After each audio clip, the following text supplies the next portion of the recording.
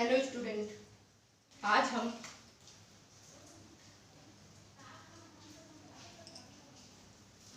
पद्य खंड से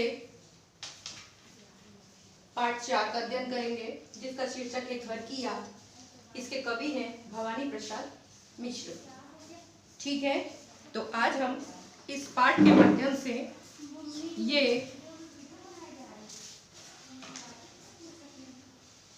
समझाएंगे कवि कि इस पाठ में घर की याद में कवि को घर की याद आती है। क्यों आती है? क्योंकि कवि यहाँ पर घर में नहीं है और वह इस वक्त जेल प्रवास पर है और जेल में वह बंद है। और जब वो जेल में बंद कैदियों की तरह हैं तो उन्हें घर की याद आती है और कवि उस घर की याद करते हुए अपने घर के सभी परिजनों को याद करते हैं और बड़े दुखी होते हैं। और उस समय ये भी सोचते हैं कि उनके घर के सभी सदस्य, उनके माता पिता भाई बहन सभी उन्हें भी याद कर रहे होंगे और उन्हें ना घर में ना पाकर बड़े ही दुखी हो रहे होंगे। बस यही दुख का वर्णन वह बरसते हुए सावन से करते हैं। सावन बहुत अधिक बरस रहा है और इतना बरस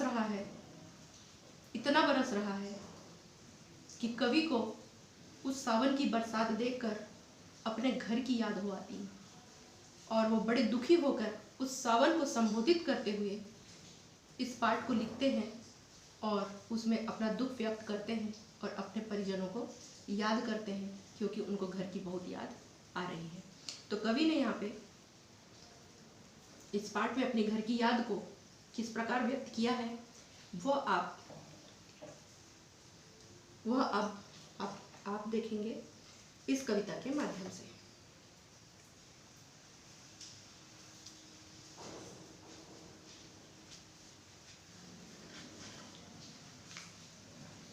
देखिए,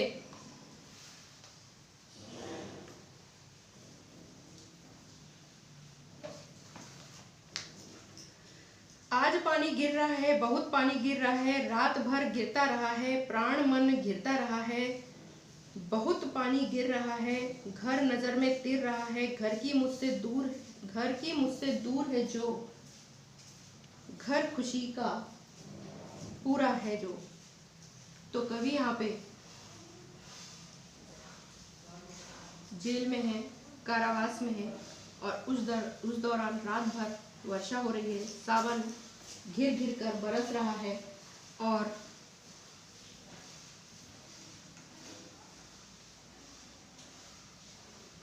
बारिश बहुत तेज हो रही है।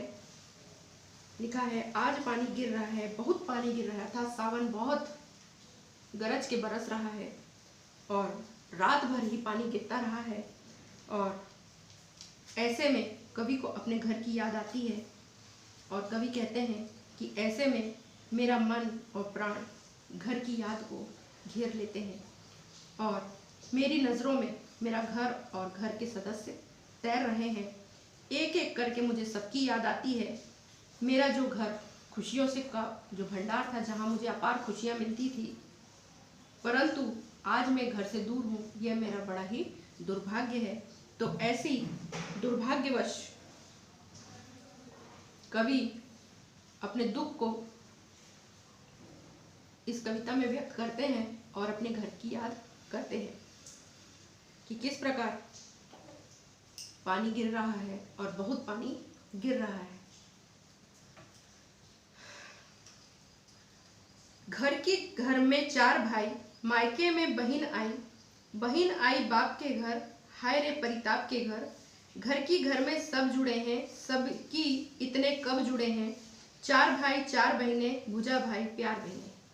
तो कवि यहाँ पे अपने घर के सदस्यों की याद करके बड़े ही भावुक और दुखी होते हैं और अपने भाई बहनों की उन्हें बहुत ही याद आ रही है और वह अपने भाई बहनों के विषय में याद करके इस कविता में अपना वात्सल्य दुख को व्यक्त करते हैं। कवि अपने परिवार के सदस्यों को याद करते हुए कहते हैं कि मेरे 4 भाई हैं और मेरी 4 विवाहिता 4 बहनें हैं, अर्थात मैं 4 भाई और 4 बहनें हैं। और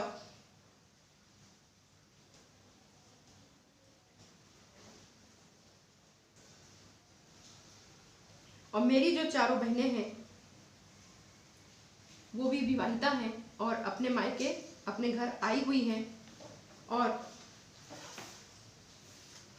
मुझे मतलब मेरे जैसे भाई को ना पाकर मेरी बहनें बहुत दुखी हुई होंगी, अर्थात उन्होंने सभी भाइयों से तो मेल जोल किया होगा, लेकिन मुझे जब नहीं पाया होगा तो बहुत दुखी हुई होंगी। और उन बहनों को ऐसा लगा होगा, जब मुझे घर में ना पाया होगा तब उन्हें ऐसा लगा होगा कि वह अपने बाप के घर नहीं, एक दुख और कष्ट के घर आई हुई है। अर्थात कहने का भाव यह है कि कवि के जेल चले जाने से घर में पूरी तरह से उदासी आ गई है। घर में सब जुड़े हैं, सबकी इतने कब जुड़े हैं, 4 भाई 4 बहनें, भुजा भाई प्यार बहनें। कवि कहते हैं कि हम सभी भाई बहन आपस में सभी सदस्य बहुत अच्छी तरह जुड़े हुए हैं, अर्थात सभी में बहुत स्नेह की भावना है और सभी का जो रिश्ता है वो स्नेह से जुड़ा हुआ है और इतने जुड़े हुए हैं कि हम आपस में कभी टूट नहीं सकते हैं। अर्थात मेरे जो 4 भाई हैं वो मेरी 4 भुजाओं के समान है, अर्थात वो मेरी 4 भुजाओं के समान मेरी रक्षा करते हैं, अर्थात मुझे अत्यधिक स्नेह करते हैं। और मेरी जो 4 बहनें हैं वह स्नेह का प्रतीक है और मुझसे बहुत अधिक स्नेह करती हैं। तो इसलिए कवि कहते हैं कि मेरी चारों भाई और 4 बहनें, हमारे घर के सदस्य जो है वो आपस में स्नेह के रिश्ते से जुड़े हुए हैं। आगे देखिए,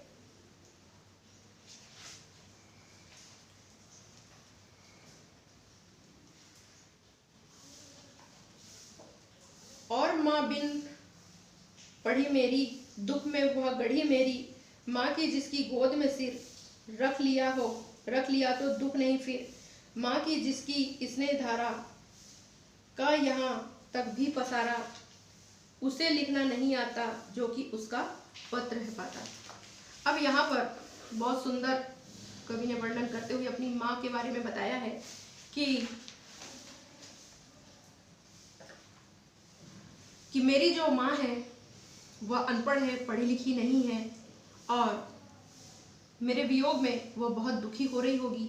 और मैं अपनी ममतामयी माँ की गोद में जब भी सिर रख लेता था तो मेरे पास कोई भी दुख नहीं होता था, और आज मेरी माँ मेरे पास नहीं है तो मेरे दुख की कोई सीमा नहीं है, अर्थात मैं बहुत अधिक अपनी माँ के बिना दुखी हूँ, अर्थात मेरी माँ भी मेरे बिना बहुत दुखी हो रही होगी।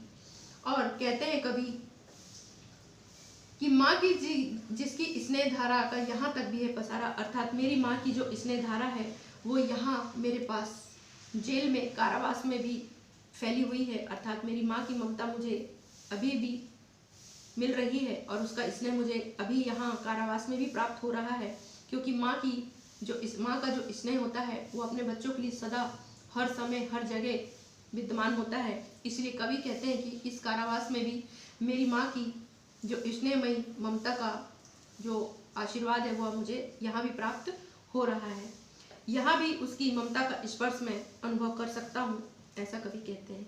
पर कहते हैं कि मेरी माँ तो अनपढ़ है, वह लिखना नहीं जानती है, अगर वो लिखना जानती या पढ़ना जानती तो शायद वो अवश्य मेरे लिए कोई पत्र लिखती और उसका कोई पत्र मेरे लिए जरूर आता कि उसमें ये हो सकता है, वो कल्पना करते हैं कि हो सकता है वो मेरे लिए ये लिखती कि बेटा मैं तुम्हारे बिना बहुत अकेली हूँ और मुझे तुम्हारी बहुत याद आती है, और इस प्रकार अपनी माँ की व्यथा को वह पत्र में जरूर लिखती, और लेकिन वो पढ़ी लिखी नहीं है जिसके कारण मुझे उसका पत्र प्राप्त नहीं हो रहा है।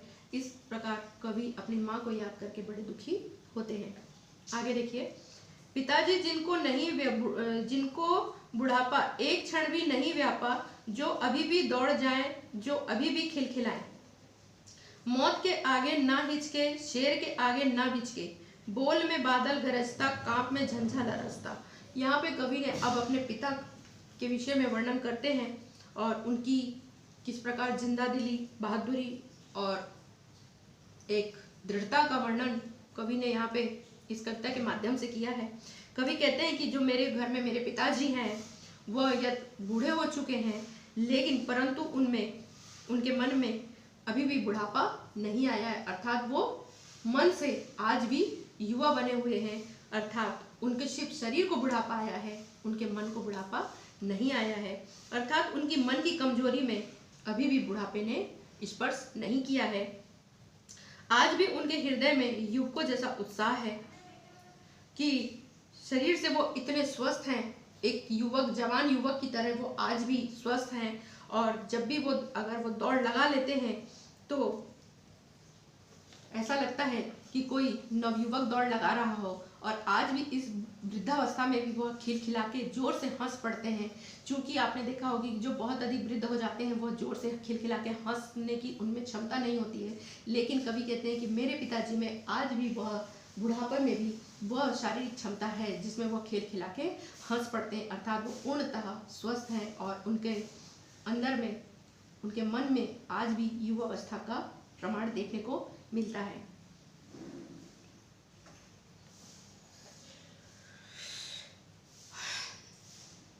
आगे देखिए, मौत के आगे ना हिचके, शेर के आगे ना बिचके, बोल में बादल गरजता, काम में झंझा लरसता। कवि कहते हैं कि उसमें, उनमें मतलब पिताजी में इतना साहस है कि मौत जैसी भयंकर चीज को भी अगर वो सामने में देख ले तो उससे वे घबराते नहीं हैं, बल्कि उसका हंसकर मुकाबला कर लेते हैं।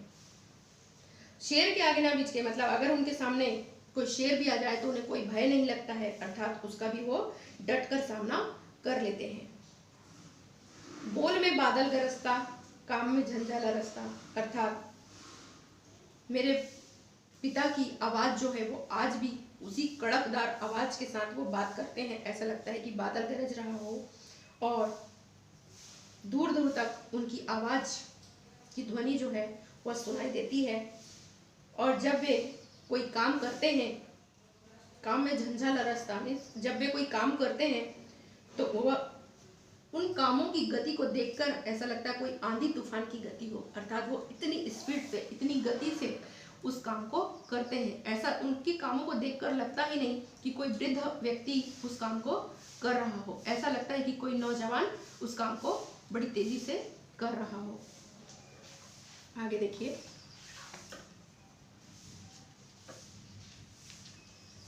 आज गीता का पाठ करके, दंड 260 करके, खूब मुगदर हिला लेकर, मूठ उसकी मिला लेकर,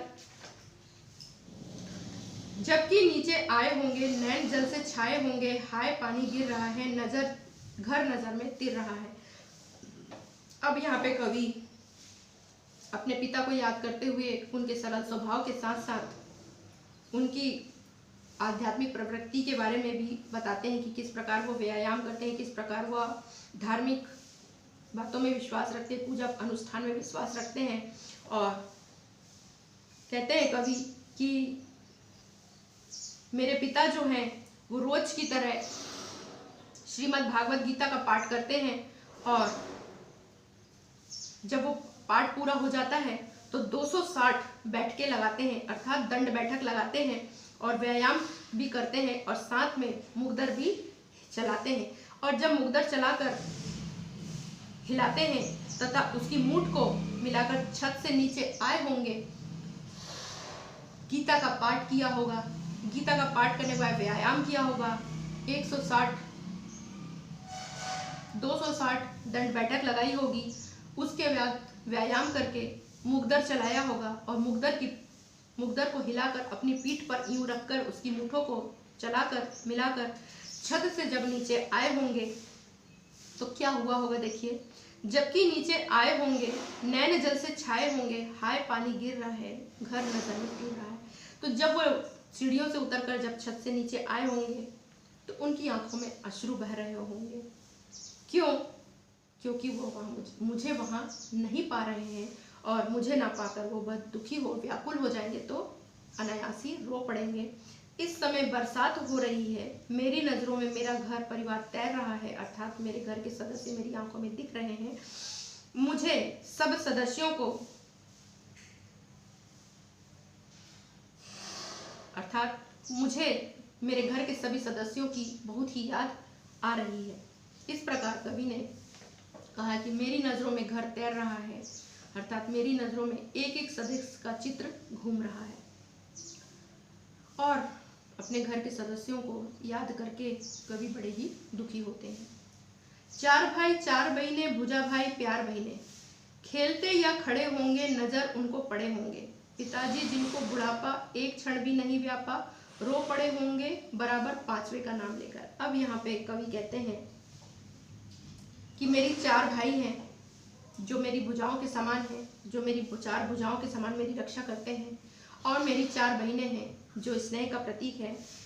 मैं जानता हूँ कि जब ये सब भाई बहन घर में खड़े होंगे या आपस में खेल रहे होंगे तो मेरे पिता को ये सभी भाई बहन नज़र आए होंगे, और जब नज़र आए होंगे तो जो मेरे पिता को बुढ़ापा तक के स्पर्श नहीं किया है, एक क्षण के लिए भी उनको वृद्ध नहीं हुए हैं वो, अर्थात उनका मन आज भी युवाओं की तरह स्वस्थ है, ऐसे में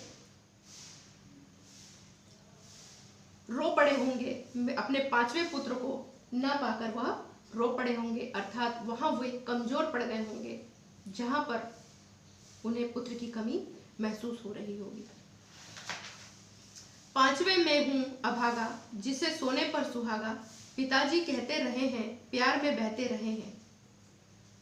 यहाँ पे कवि कहते हैं कि मैं पांचवा पुत्र हूं अपने पिता का, और पिता मुझे सोने के समान सुहागा कहते थे, अर्थात सभी भाइयों में सभी भाई बहनों में मुझे सबसे ज़्यादा श्रेष्ठ समझते थे। पिताजी कहते रहे प्यार में बहते रहे, और पिताजी ने हमेशा ही मुझे सब भाई बहनों में सबसे ज़्यादा श्रेष्ठ समझा, अर्थात मुझे सोने पे सुहागा समझा। आज उनके स्वर्ण बेटे लगे होंगे उन्हें हेटे, क्योंकि मैं उन पर सुहागा बंधा बैठा हूँ अभागा। अब पिता के जो सभी बेटे सोने पे सुहागे थे, लेकिन मैं उनमें सबसे ज़्यादा श्रेष्ठ था, तो आज उनको अपने बेटे बड़े ही तुच्छ और छोटे लगे होंगे, क्योंकि पिता जो उन्हें समझते थे आज वह नहीं है। आज उनकी उम्मीद से अलग उनके बेटों दिखाई देते हैं कि जो वे अपने बेटों को बड़े श्रेष्ठ समझते थे, आज उनका बेटा जेल में जाने से तुच्छ हो गया है, अर्थात वो अपने आप को अभागा समझते होंगे।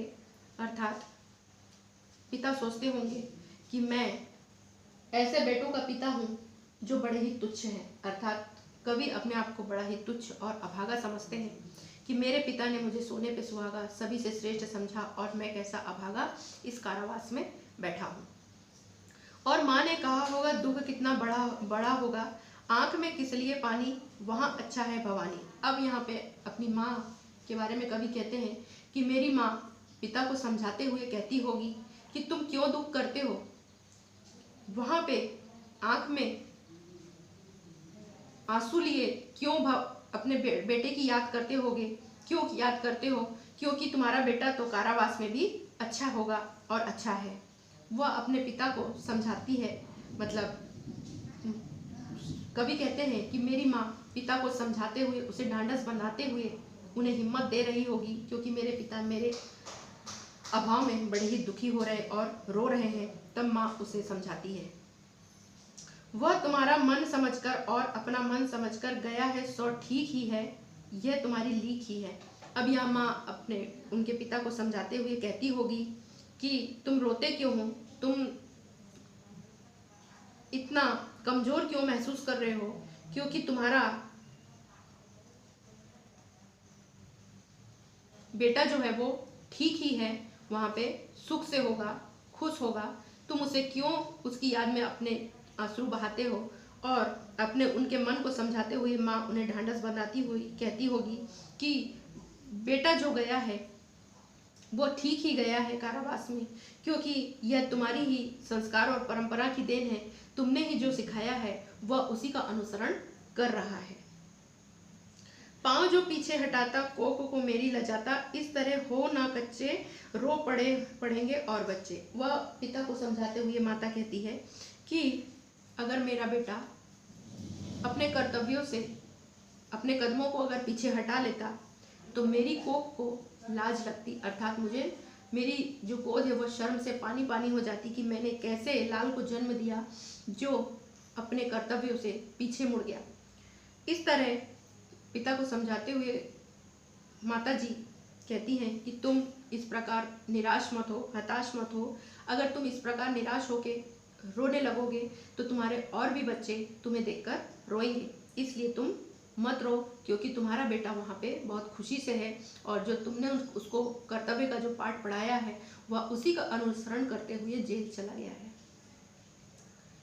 पिताजी ने कहा होगा, हाय कितना सहा होगा, कहाँ मैं रोता कहाँ हूँ, धीर में खोता कहाँ हूँ। अब पिताजी यहाँ पे कहते हैं कि मैं रोता कहाँ हूँ।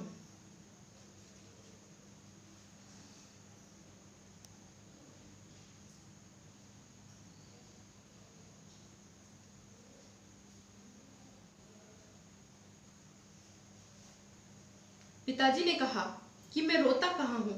अपने आंसुओं को छिपाते हुए कहा होगा कि मैं रो नहीं रहा हूँ और मैं अपना धैर्य नहीं खो रहा हूँ। ऐसा कहकर वह अपने दुख को अंदर ही अंदर पी गए होंगे और रोना उन्होंने छिपा लिया होगा।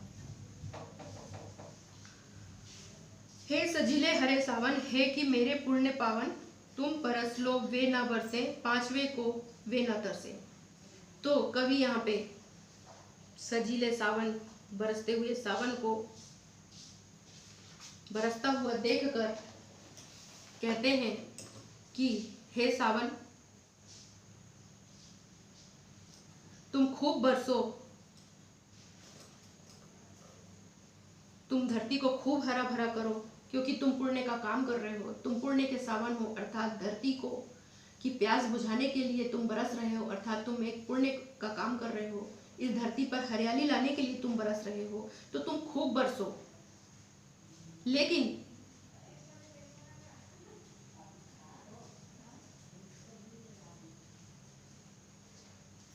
तुम्हारे बरसने से इस जगत का उद्धार होगा।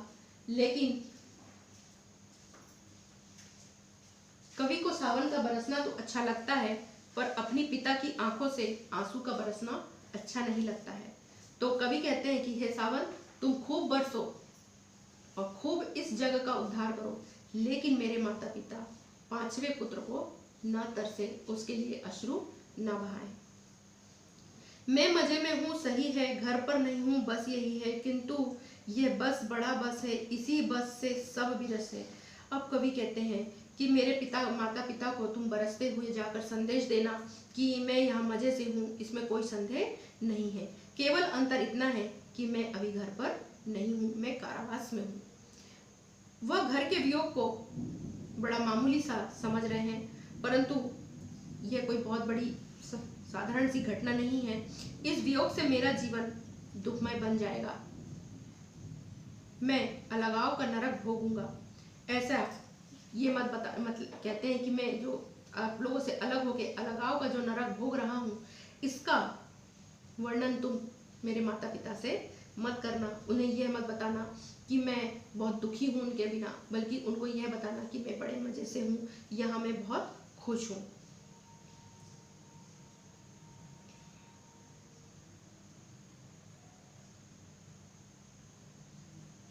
किंतु उनसे यह ना कहना, उन्हें देते धीर रहना, उन्हें कहना लिख रहा हूँ, उन्हें कहना पढ़ रहा हूँ। और सावन को संबोधित करते हुए कहते हैं कि हे सावन, तुम मेरे माता पिता को जाके ये संदेश देना कि मैं बड़ा खुश हूँ, उनको धीरज बंधाना और उनसे निराशाजनक बातें मत कहना उनसे मैं बहुत अच्छे से लिख पढ़ रहा हूँ और पढ़ाई लिखाई में बहुत मस्त हूँ। ऐसा जाके उनको कह के धीरज बंधाना। काम करता हूँ कि कहना, नाम करता हूँ कि कहना, चाहते हैं लोग कहना, मत करो कुछ शौक कहना। अब हे सावन, पिताजी से तुम यह कहना कि भवानी जो है जेल में तो है, लेकिन खूब काम करता है वहाँ पे, और वह तुम्हारा नाम करने के लिए ही सारे काम करता है और लोगों से अपना अच्छा व्यवहार बना के अपना नाम ऊंचा करने की कोशिश कर रहा है। अपने अच्छे व्यवहार से अपने दूसरे लोगों को खुश करने की और तुम्हारा नाम रोशन करने की कोशिश कर रहा है। उनसे कहना कि जेल में सभी लोग उससे बहुत चाहते हैं, इसलिए तुम इसके लिए किसी प्रकार का शोक मत करो और दुखी मत हो। हे सावन, तुम जाके मेरे माता पिता से मेरा यह संदेश कह देना, लेकिन तुम उनसे मेरा किसी भी प्रकार का दुख मत कहना। और कहना मस्त हूँ मैं, काटने में व्यस्त हूँ मैं, वजन 70 शेर मेरा और भोजन ढेर मेरा। और पिताजी से ये कहना कि मैं यहाँ पे बहुत ही मस्त हूँ और यहाँ मैं बड़ा सुखी हूँ और यहाँ मैं सूत काटने के काम में हमेशा व्यस्त रहता हूँ और मेरा वजन भी 70 किलो हो गया है और मैं बहुत सारा भोजन करता हूँ, अर्थात मुझे खाने की भी कोई कमी नहीं है। बहुत खेलता कूदता हूँ खेलता हूँ, दुख डट कर ठेलता हूँ। और कहना मस्त हूँ मैं, यो ना कहना अस्त हूँ मैं। अब यहाँ पे कहते हैं कि कह देना सावन तुम मेरे माता पिता से कि मैं खूब सारा भोजन करता हूँ और खूब खेलता और कूदता हूँ और अपने दुखों को अपने से दूर रखता हूँ, अर्थात दुख भी मेरे करीब नहीं आता है, अर्थात मैं उसे यूं चुटकियों में भगा देता हूँ।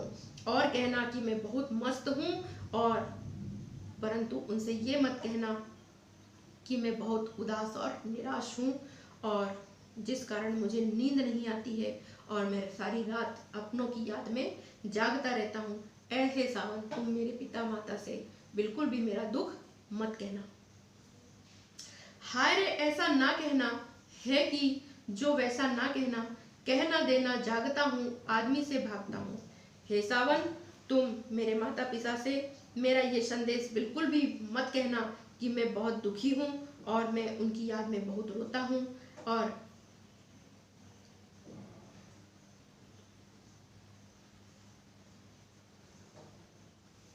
अर्थात वह सावन को कहते हैं कि तुम मेरी सच्चाई मेरे माता पिता से बिल्कुल भी मत बताना कि मैं रात भर जागता रहता हूँ और आदमी से अर्थात दूसरे लोगों से मैं दूर भागता हूँ क्योंकि मुझे घर की इतनी याद आती है और मैं इसी चिंता में डूब करके अपने आप को स्वयं को ही भूल जाता हूँ। ऐसा तुम मेरे माता पिता से बिल्कुल भी मत कहना। कहना देना मौन हूँ मैं, खुद ना समझू कौन हूँ मैं, देखना कुछ बक ना देना, उन्हें कोई शक ना देना। और कवि यहाँ पे सावन को संबोधित करते हुए कहते हैं कि तुम मौन रहना और कुछ भी मत कहना मेरे माता पिता से, अर्थात मेरा दुख मेरी सच्चाई बिल्कुल भी मत कहना।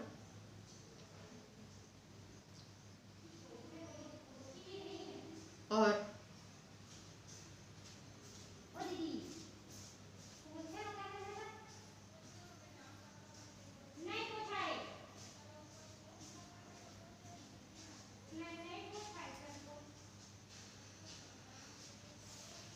तो कवि यहाँ पे कहते हैं कि हे सावन तुम